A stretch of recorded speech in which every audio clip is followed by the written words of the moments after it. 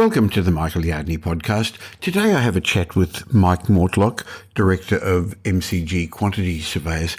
And as we were talking about lots of interesting things that I hope will give you some insights into the market, we ended up on a bit of a rant. We said to the politicians, stop picking on property investors. Over the last little while, a disturbing narrative has taken place, a sort of tall poppy syndrome that paints property investors as the villains of the great Australian dream of buying a home.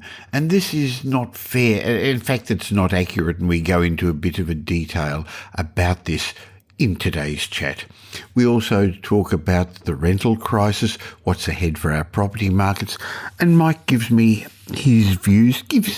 his views on what's going to happen with AI and the property markets.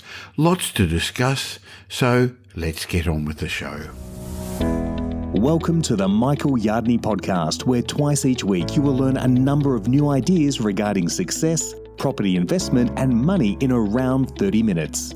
Our show is brought to you by Metropole, who specialise in helping you grow, protect and pass on your wealth through strategic property and wealth advice. Now here's your host, Michael Yardney, Australia's authority in wealth creation through property, who has been voted one of Australia's top 50 most influential thought leaders.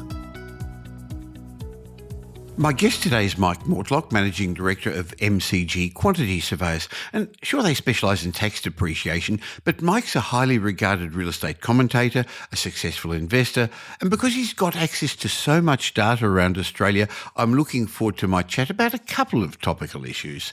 Hi, Mike. Hi, Michael. Thanks for having me back. It's a pleasure.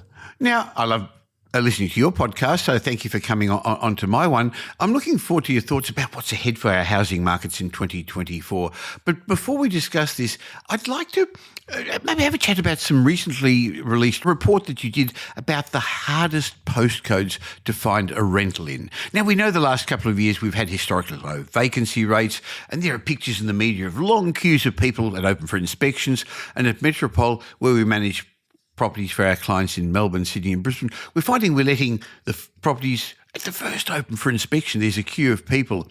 But like with everything else in real estate, I think you've really got to look more at a granular level. So what did your research find? We approached it from a little bit of a different angle, because anyone can go on SQM or something like that and look up vacancy rates. But what we did is we looked at postcodes specifically. So a postcode can have, one suburb in it, or it could have 4 or 5. And we looked at every postcode that the ABS recognised as having at least 100 rental properties in it. So there was a minimum sort of sample size.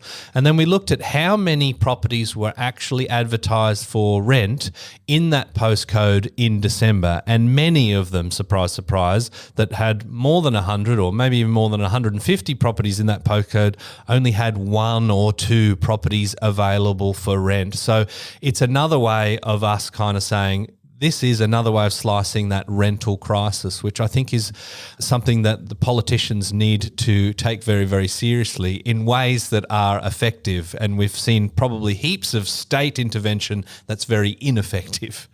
Well, it's a popular topic, and with elections coming up over the next year and a half or so, I guess it's going to be in the news much. And they've talked about building 1.2 million dwellings. They're not going to build any of them, are they, Mike? And they've talked about other incentives as well. So maybe we can get into, is this rental crisis going to end? And let me give a spoiler alert. I don't think it's going to end anytime soon. But maybe before we look at that, what highlights have you got about your rental report?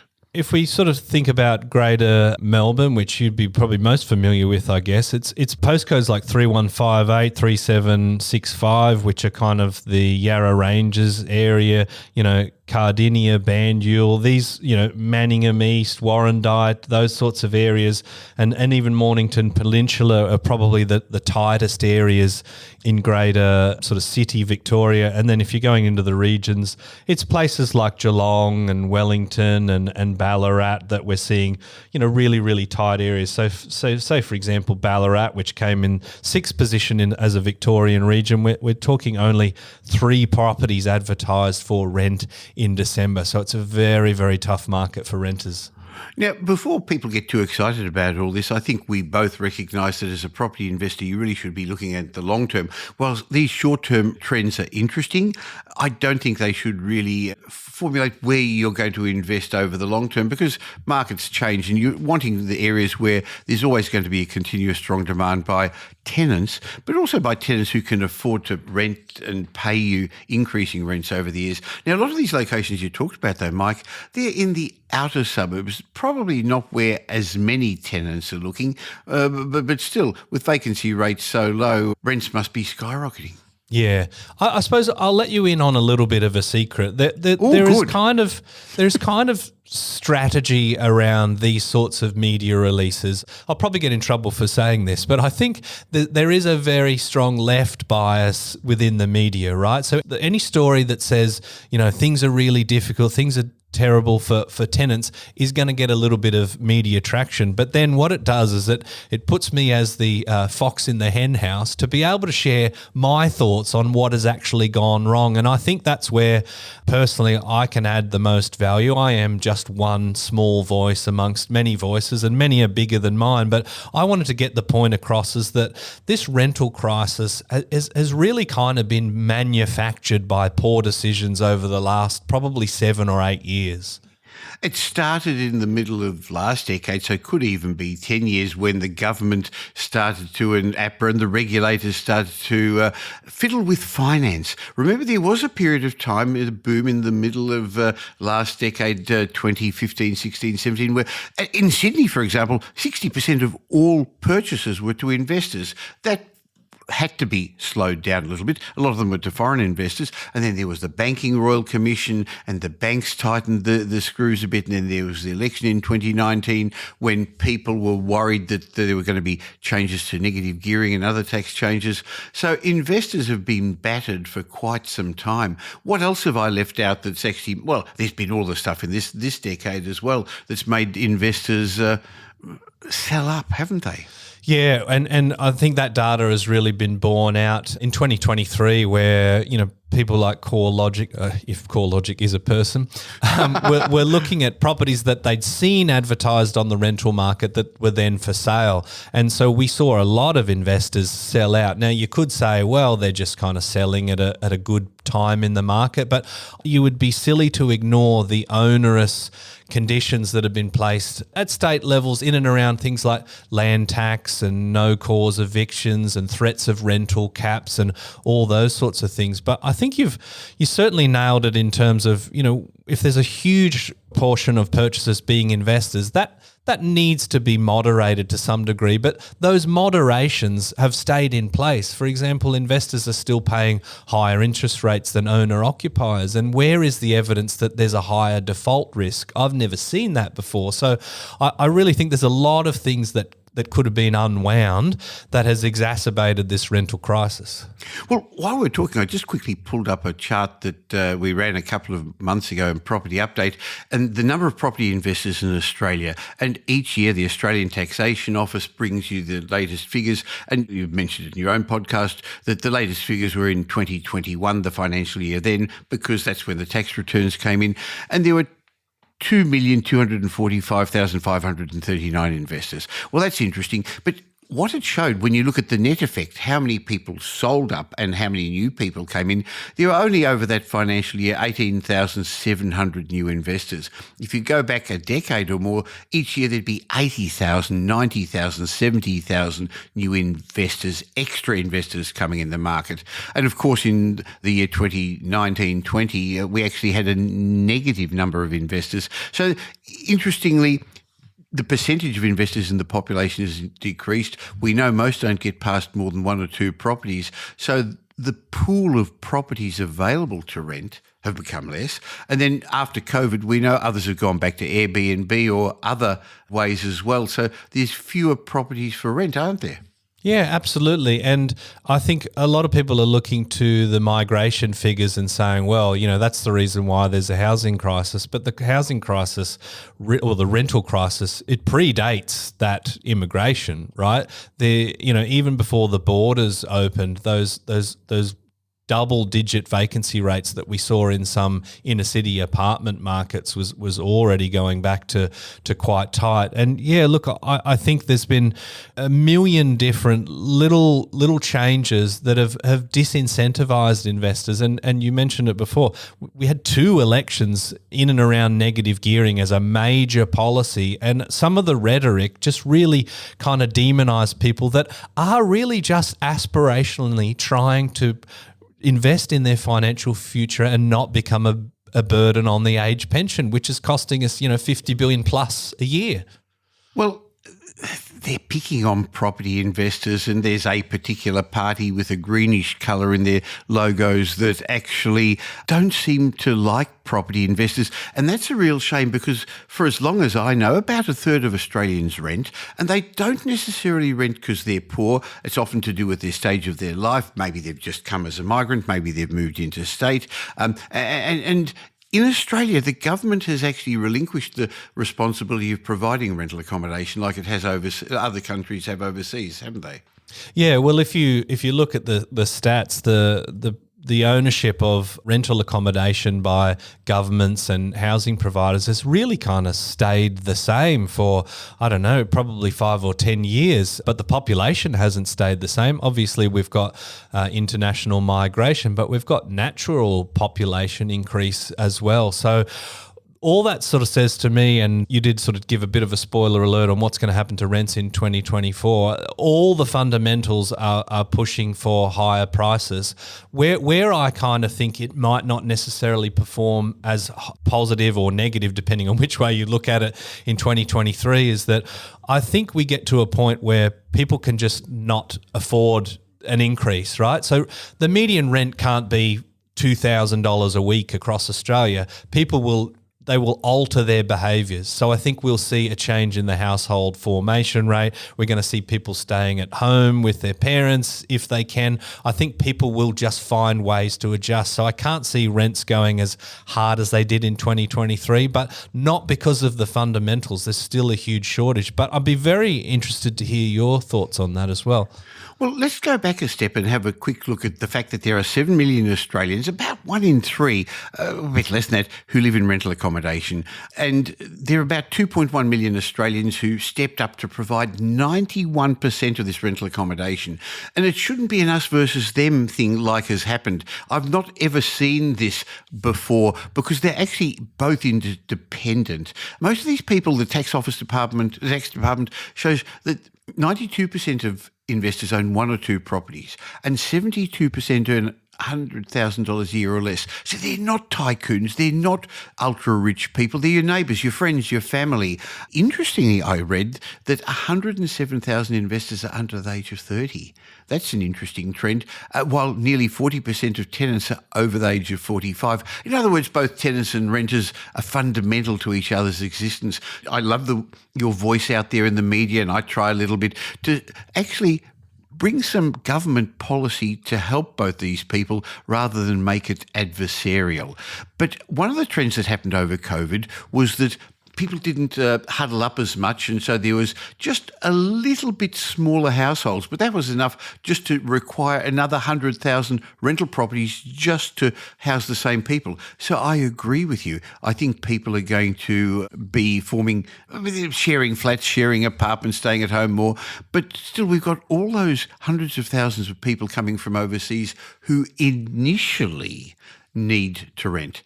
By the way, the long-term consequence of that is that in 2-3 years' time after being here, and sometimes it's a bit longer, they're going to be a real push on our property markets moving forward as they move into the buying stage of the markets, Mike, aren't they?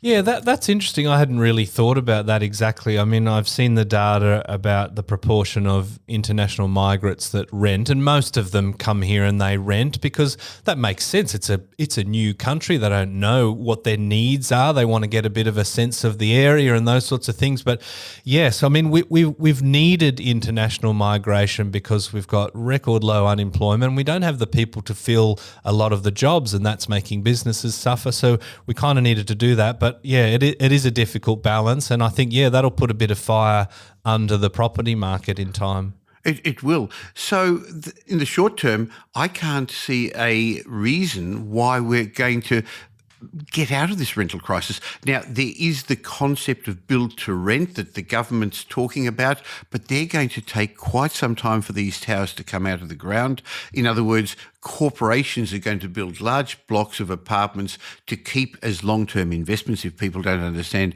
what the build to rent is, and the government's giving them incentives to do that. Hey, Mike, I think they're giving some of your and my tax money to corporations rather than giving it to you and me and our clients and our investors who'd love to have it and actually provide the accommodation tomorrow and go out in the market and buy it. So that's one way of helping the problem. But the build to rent isn't really going to move the needle much, and they're going to only be in certain locations, and because of the quality of the buildings, they're not going to be what people would consider affordable accommodation.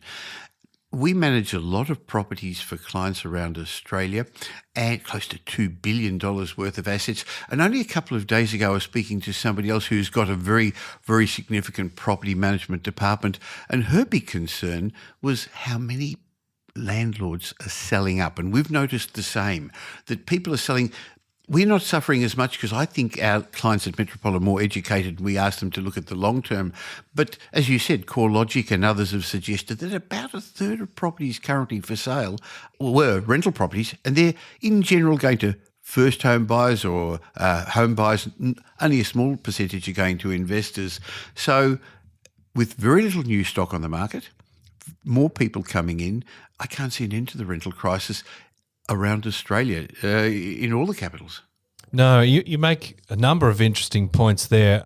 The household formation rate did have a little bit of a drop. I expect that to turn around. And Australia seems to really love a royal commission, right? We seem drunk on them, a royal commission into this, into that. And some of them absolutely crucially important, like aged care and things like that, with horrible things have been uncovered. But, we actually have seen a huge amount of separations or divorces, in and around COVID. And I've seen data to say that that required an extra 120,000 homes. So I kind of think, we should have a royal commission into divorce, like what can we do to stop those problems? So, that's one thing. But well, I can tell you one way to stop divorce. I read it recently. In the 10 richest people in the world, there were 13 divorces. In other words, some of them divorced more often than once. And I guess Rupert Murdoch's one of those. So maybe getting really, really rich is not good for your marriage.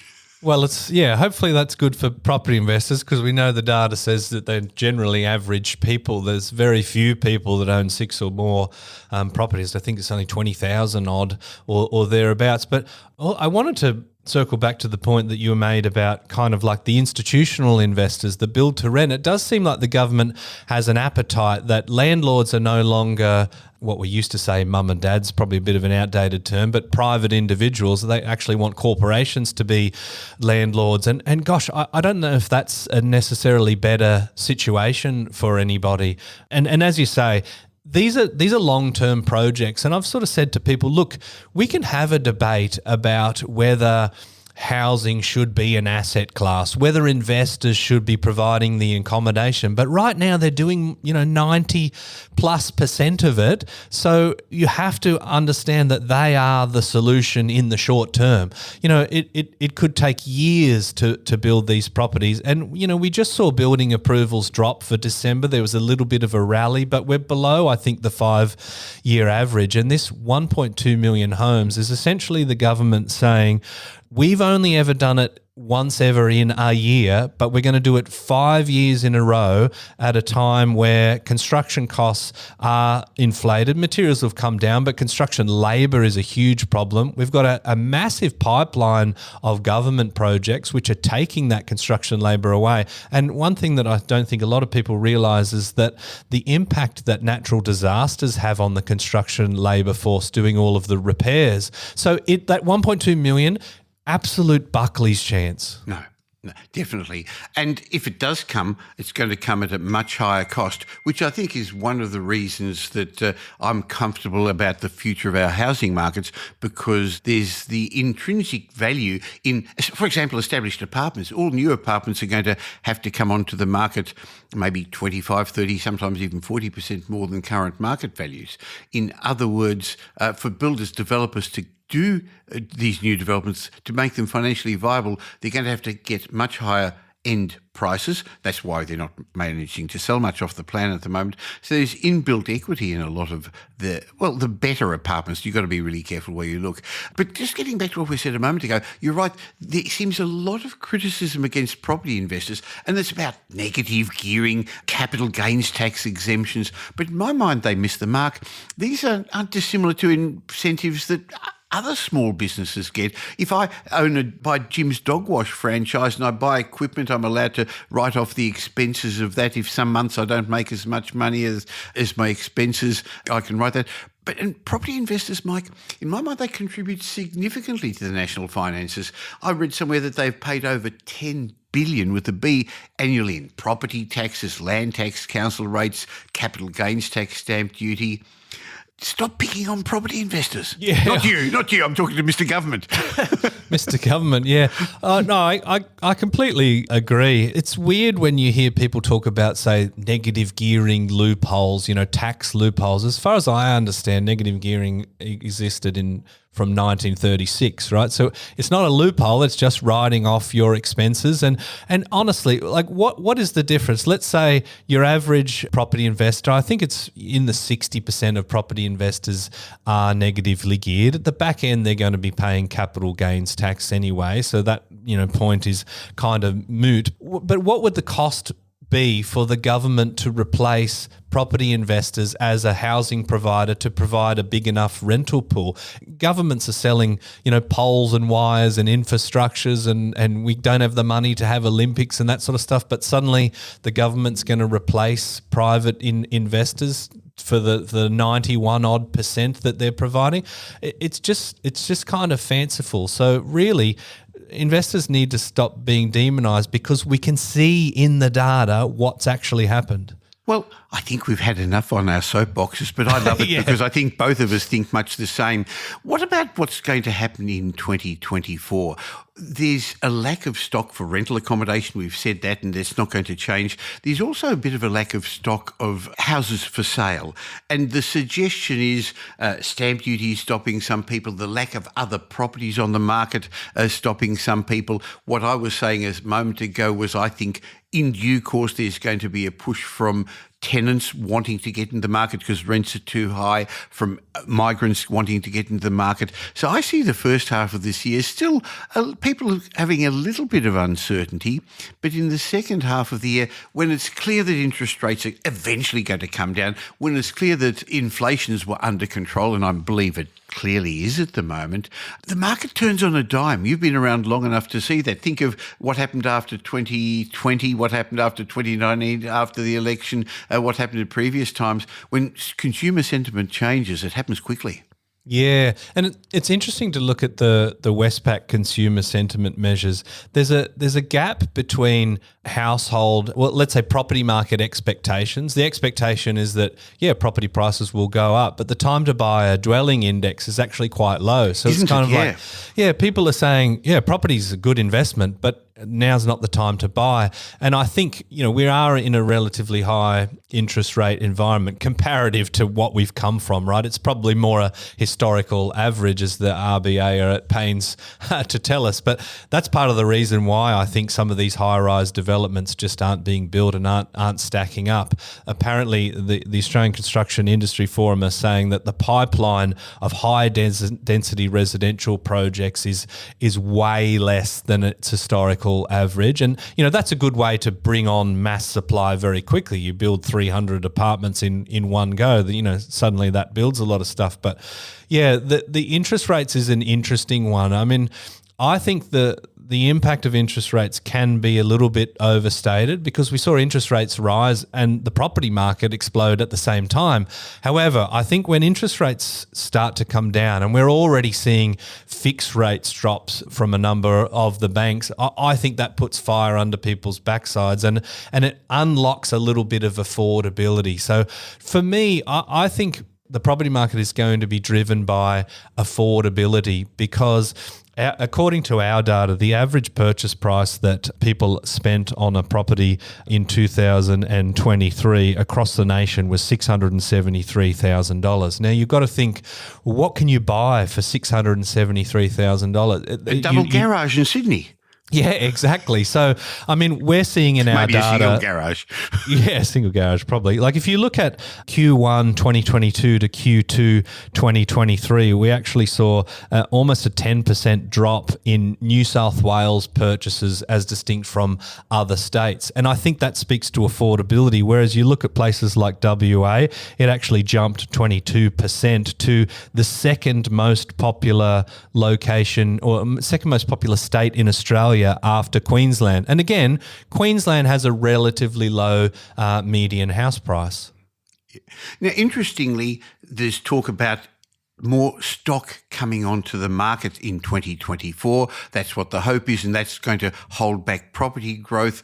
But what people forget, we tend to think like investors, and so a third of the market in general is investors, but 2/3 are home buyers. And they're usually coming from somewhere. There's a small percentage of first home buyers, but many are upgraders and downgraders. So many people forget that sellers are also buyers. So if people are putting their properties on the market this year because they think, okay, the worst is over, it's time to get in, they're also going to be out there buying again. So there's going to be more competition that way. I think part of the reason many sellers, discretionary sellers, I mean, there's people who have to sell for finance reasons or death or divorce or marriage or they're having a baby, they've got to move. But most sellers are discretionary, so they're going to do it when they think they can move up better, cheaper. The market suits them. They've got opportunities. They've got lots of options. And that really wasn't the case last year. It'll be interesting to see what you think is going to happen this year. Yeah, that is a really interesting insight because I heard from the coalface from various industry participants is that people wanted to upgrade, but they were horrified about putting their house on the market because they weren't confident they could find somewhere else to go. So the lack of stock kind of became almost a self-fulfilling prophecy. I'm not going to put my house on the market because there's a lack of stock, and by doing that, I'm diminishing the stock levels. And yeah, we have seen a bit of an uptick in that, but as far as I'm aware, it's just heading closer to that 5-year long-term average. So it's not going to be a boon of stock. And yeah, I think the lack of mobility in the market in 2023 did help prices to move. And there is an argument to say that more stock will put a little bit of a softening on it. So I don't expect 2024 to be as big as 2023, but all the fundamentals are pointing to me to still a very solid market for rental growth and capital growth. I agree with you. I think it's going to be fragmented and not areas are going to be the same. My real concern, Mike, is that all the economists and all the bank economists agree with you and me. And when you look at their track record, it's not been very good. So maybe we're wrong. That means we're almost certainly wrong, Michael, and probably need to hang up our boots. Now, we've spoken a lot about the rental market and about what could happen this year. One of the things I know you're interested in is artificial intelligence, and I've been delving into it a little bit as well, maybe not as much as you. How do you see that affecting our property markets? Are there going to be opportunities? How's it going to play out? Well, I think everyone's kind of thinking to this golden algorithm that solves everything, that really kind of makes every property commentator and buyer's agent redundant. And you think about that to the next level, then that could possibly mean that there's only one property in Australia that is the best investment, right? And that kind of seems a little bit fanciful. I think AI with ChatGPT has taken a massive leap forward. It's really kind of democratized AI, right? It was kind of only available to the 1%, IT programmer boffins that could drive something. But you can get on ChatGPT today and do some really powerful things. And I've been using it for data analysis. I built a few GPTs. I even made a ChatGPT version of myself. Basically said, read everything I've ever written or said, and then allow people to interact and answer questions. But I ask this virtual version of myself questions, and sometimes it gives answers where I'm kind of like, that doesn't match with me. But I think that the real world application comes to its ability to disseminate huge amounts of data in a very small point of time. So for AI to really be a useful tool in property investment, and put it this way, economists have models, right? And I've heard people say all models all models suck, if you pardon the expression, but some just suck more than others. And I think AI really just relies on the availability of data and how quickly that data comes from the coalface to reportable. And you look at things like the ATO tax stats, they're normally 2 years behind. You know, the gap between exchange and settlement is 4 to 6 weeks. That's not an insignificant amount of time. So I don't anticipate that it's going to change the world in the short term, but it is democratizing the ability of the individual to be able to crunch data en masse and hopefully make more educated decisions. But I'd love to hear your thoughts on it. Well, I think the answer is that there's not one investment property, one great one, like you said. And what suits me at my level, and I'm a bit older than you at a different stage of my life, is different to what would suit you, who's already a very successful investor, who would suit somebody that's a beginning investor. So to choose a property when we're all playing different games isn't the right answer, or even choose a location, because there are the nuances. You've got to work out what a million other people are going to be doing based on what a million other people are going to be doing. Will it change over the long term? Almost certainly, but it's too early yet, even though I'm seeing people coming out saying, we'll help you choose your next investment property based on this model that I've got that no one else has access to, that's got 136 data points and AI things that no one else knows. Just be a little bit careful if people are making those sort of... I think they're selling you tickets to see a unicorn in some ways. There's no such thing. Not yet. Down the track, yeah, I'm sure things will be different.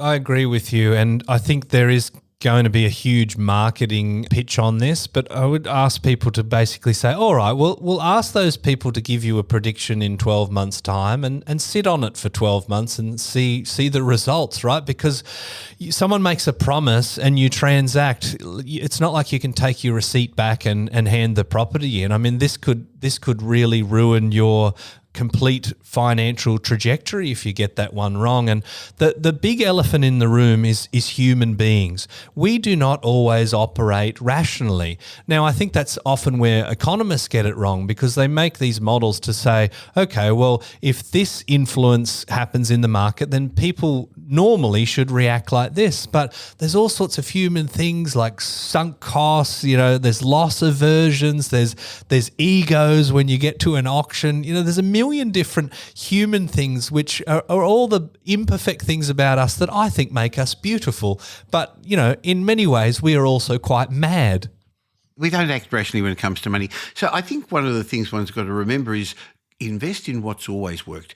I, a couple of days ago, had to put a report into the media about the 10 best investment locations for 2024. I hate doing those, but if I don't respond, the media outlets won't ask me again. They'll ask somebody who will come up with some silly ideas. And part of my answer was, I hate doing this because I don't care what's going to happen in the next 10 months or 12 months. I really want to know what the markets are going to be in 10 years' time. I'm not going to invest where interest rates are going to be in 6 months' time, but I want to invest for the long term, for me, for my kids, for my grandkids. And that's how most other people want to invest as well. So therefore, these models, which may tell you what's best today, it's not the right answer. Really, what you've got to do is invest in what's always worked. So let's see what happens. And I look forward to chatting with you again about this in due course. Before we finish up, I actually want to say thank you. Your team did a depreciation report for the 2 new townhouses Pam and I just built in Brisbane. It's what we do for our clients. It's what we do personally. And the team at MCG Quantity Surveys, and we pay you. So this is not quid pro quo. You did a great, fast report, but very detailed. And so maybe you could, and I know you do it for our clients, maybe you could just tell our listeners how you can help investors just before we finish up. Yeah, for sure. I mean, one of the hardest times to hold on to an investment property is in the beginning, right? Because over time, rents will increase. You might pay down some of your mortgage. So the vast majority of properties will be negatively geared. And that's where I think tax depreciation is a real bonus, because it helps with that cash flow. Essentially, it minimises your income in the eyes of the tax office. And of course, building new properties, you get some fantastic deductions there. And even if the exact construction cost is known, our ability to estimate all of the individual plant and equipment components means that instead of everything just depreciating at 2.5%, we've got maybe 20% of it that's depreciating at maybe 30% on average. So that is a really important thing for people to consider. But yeah, tax depreciation is one of those things where not everybody is taking advantage of it. The first time we crunched it, we analysed that there were $2.88 billion worth of unclaimed deductions out there. That's moderated to about 700 odd, but that number still keeps me up nights, and it's what motivates me to do podcasts and continue to share the story that I've been sharing now for, maybe 20 years, is that people should claim those entitlements. Well, I'm going to leave a link to your company, MCG Quantity Surveys, and you help investors all around Australia. But if somebody's listening to this and thought, well, actually, I bought it a couple of years ago, is it too late? What would you say to them?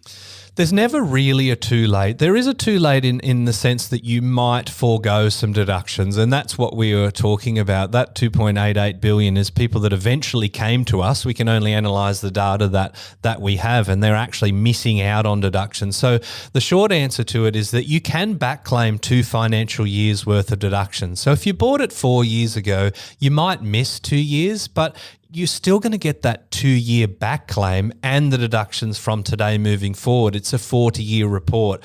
You can talk to your accountant and perhaps get a private ruling from the ATO to go back further, but it's normally 2 financial years. But no matter your situation, a quantity surveyor like me will give you free advice and give you an idea about what sort of deductions, and we won't recommend a report unless it's going to put more money back in your pocket than what it costs. So it's a no-brainer, really. Okay, well, thank you for that. And I'll leave a link to MCG Quantity Surveyors in the show notes because people aren't going to remember this because they're probably out walking or whatever. But, Mike, thank you very much. I enjoyed our chat and I look forward to doing it again real soon. I always have fun. Thanks for having me, Michael.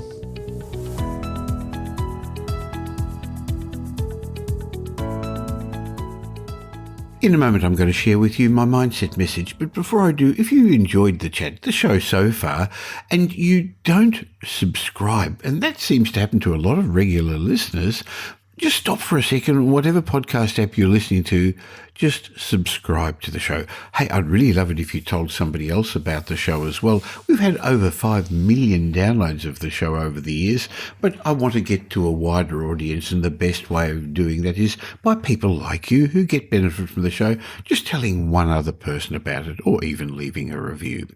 Now, before the mindset moment, I also want to maybe just share a little story with you because it's about my least favourite donation that I guess I don't like giving. I consider myself a generous person. Actually, I consider my wife, Pam, to be one of the most generous people on earth. She loves to help those in need, and she's again running a charity ball later this year in Melbourne. She ran one in Brisbane last year. We love to help the ones that need the help the most. But there's one donation I have to make every year that I don't love, and that's paying my taxes. Now, I get it. We all need to pay taxes if we want to live in a livable society, and I'm more than willing to pay my share. I'm just not particularly confident that the government spends my money wisely, so I like to legally keep my tax to the minimum. Legally. This means I can give more to the ones who really need it.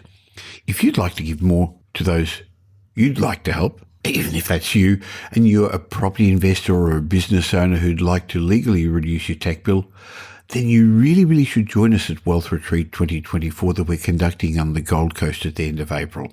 Now, by now you've heard me talk about this annual event, and you've probably even considered joining us.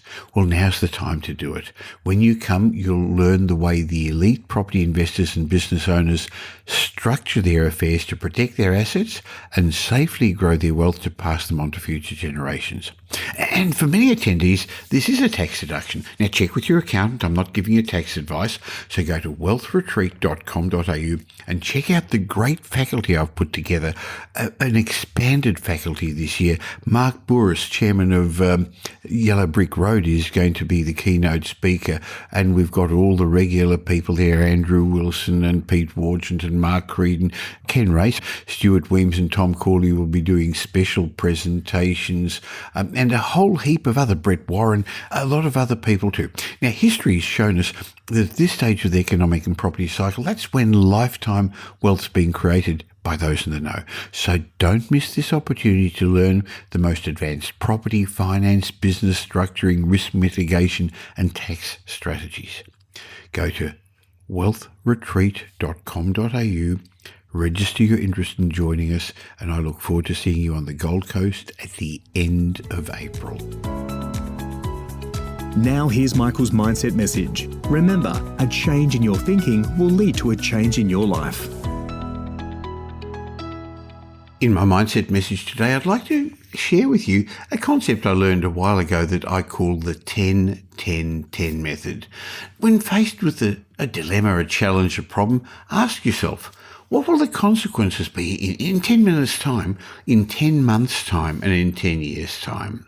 Now, the woman who came up with this concept, Susie Welsh, says this process properly balances the short-term and your long-term perspectives. It helps you assess the effects of instant gratification compared to short and long-term consequences.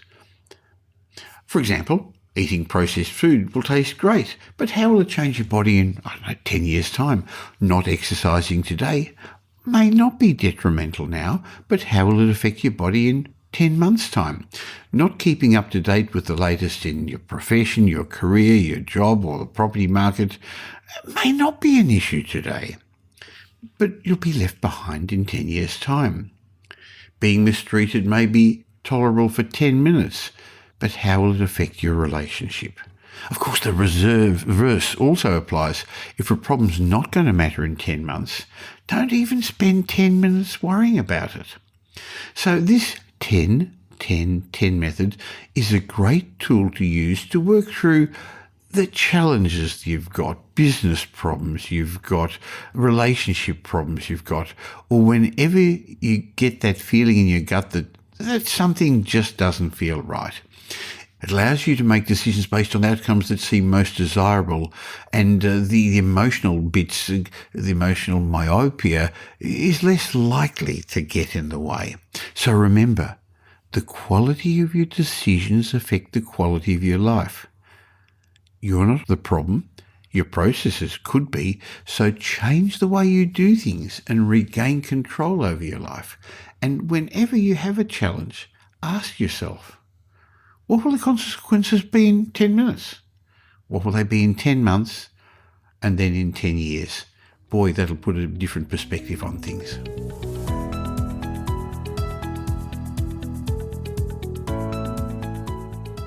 Well, thanks for spending the last little while with me, and I hope you got some benefit from this show. If you did, and you know somebody else who'd also benefit, please tell them about the Michael Yardney podcast. There's a share button on every podcast app.